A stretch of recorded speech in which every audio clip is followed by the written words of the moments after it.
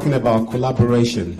So, in the spirit of collaboration, at this point, I would like to invite the chairman of Academy of Chocolate. Apparently, there's an institution where you learn to make fantastic chocolate. She's also the CEO, Royal Academy of Culinary Arts. Please put your hands together for Sarah Jayne Staines. Keep it going, Sarah Jayne Staines.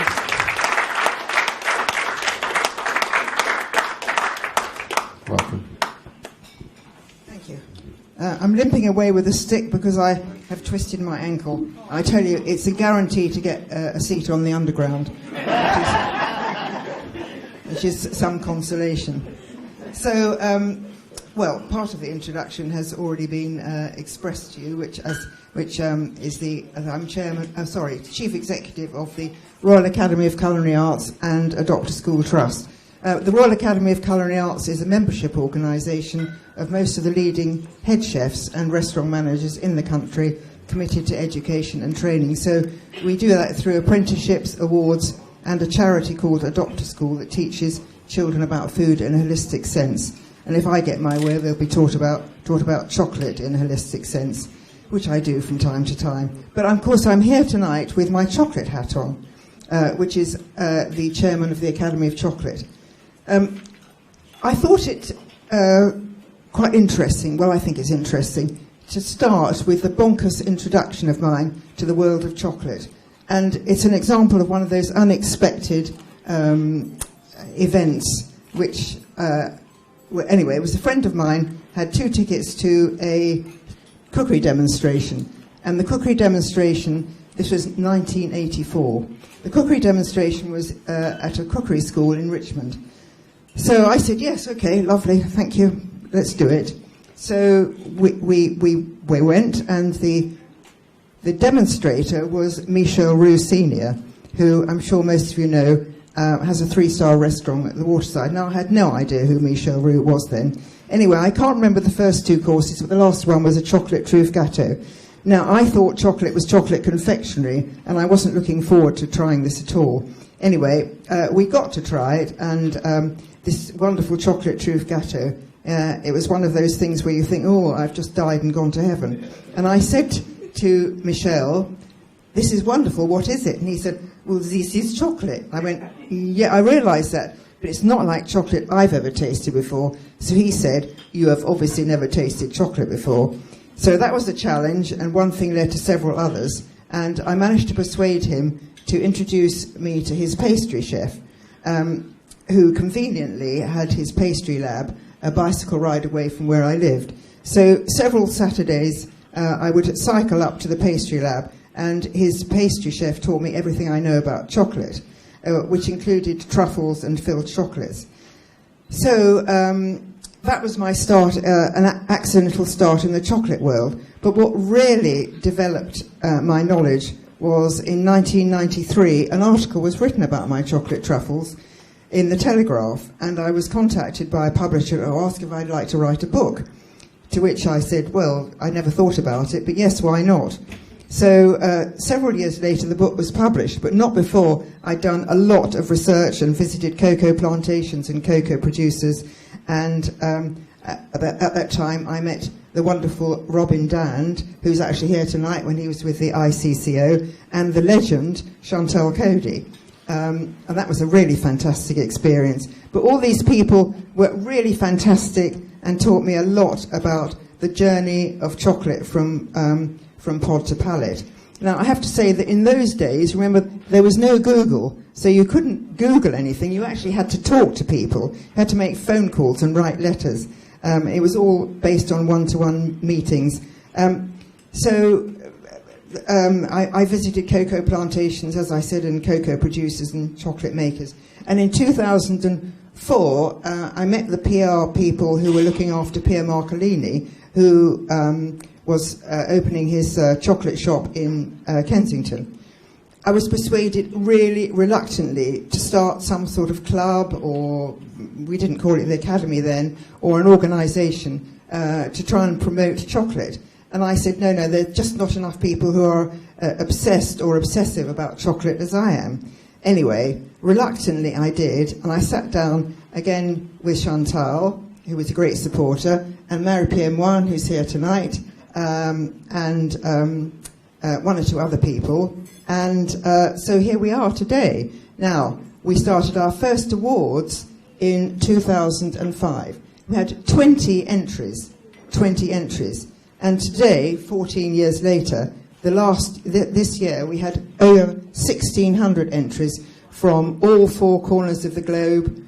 I think it was 50 countries. So I think you can say that that's a result. So the Academy of Chocolate also runs events, public and events for its members. And the whole idea is to join chocolate lovers together to understand and promote fine chocolate as opposed to chocolate confectionery, and understand the long journey from bean to bar, and in fact the transparent journey from cocoa plantations to the producers. So as part of the networking, Chantal introduced me to the wonderful H.M. Oakham Dokum Thompson, who permits us to call him Oloni. Thank you. And I was absolutely fascinated, impressed to hear about his work with Eti-Oni, Nigeria's oldest cocoa plantation, and very impressed to hear about what happens on the cocoa plantation. I'm sure, as you all know, but I didn't then, of course, that his cocoa plantation, which started in 1896, is actually the birthplace of cocoa in southwest Nigeria. And it was from here that cocoa spread to the neighbouring towns and other parts of the region, where it later became the economic mainstay of what is now known as the western region of Nigeria. So before 1950, there were two main varieties of cocoa planted in Nigeria. The one was a Melanado, which was imported from the upper Amazon River basin in Brazil, and the second was the heterogeneous strain from Trinidad. What do you grow now? Eti-Oni. Okay, thank you. Now, presently, all cocoa farmers seem to suffer from the same problem, whether it's Africa, whether it's Central or South America, wherever cocoa comes from, and that is that the average age is about 40, which includes both men and women, and the younger generation are just not interested because they see cocoa farming as a cause of poverty and a major contributing factor to the lack of social service and infrastructure. And this event, the Cocoa Festival, has begun to change that sort of attitude and helping the cocoa farmers to return the self-dignity, which is absolutely fantastic. And there couldn't be a better reason for holding the Cocoa Festival. So the Eti-Oni cocoa is currently sold to middlemen or those who are buying to resell and or collect to major exporters like Olam and agri-traders, etc. But in some cases, they're sold to small artisan producers like Duffy's Red Star Chocolate in Cleethorpes. Now, if any of you have ever been to Cleethorpes, it's one of England's oldest tourist town, where you would much more expect to see donkeys on the beach and fairs and tourists than you would cocoa, but why not? Anyway, Duffy makes a fantastic job of turning cocoa beans into brilliant chocolate. So I think Eti-Oni's plan is to ensure that work continues to get the best quality and standards and use 90% of their beans for their own premium chocolate, which is fantastic, and for local and international consumption. So this is precisely in line with the ethos of the Academy of Chocolate. So I hope very much to see chocolates made with Eti-Oni cacao featured in one of the Academy of Chocolate Awards in the not too distant future. I would hold you to that. In the meantime, as I said, the Cocoa Festival is a constructive and inspiring way, like the Academy of Chocolate, I hope, of opening up the story of cocoa to chocolate and creating a network of people to broaden and communicate the wonderful world of chocolate. So I say, let's eat more good chocolate. And thank you again so much to Your Majesty and the Cocoa Festival for inviting me and my fellow Academy of Chocolate board members here tonight, Chantal, as I've mentioned, Robin Danlove, I've mentioned, Marie-Pierre, as mentioned, and our wonderful social PR guru, Pia Zangana. It's an honour to be here. Thank you so much.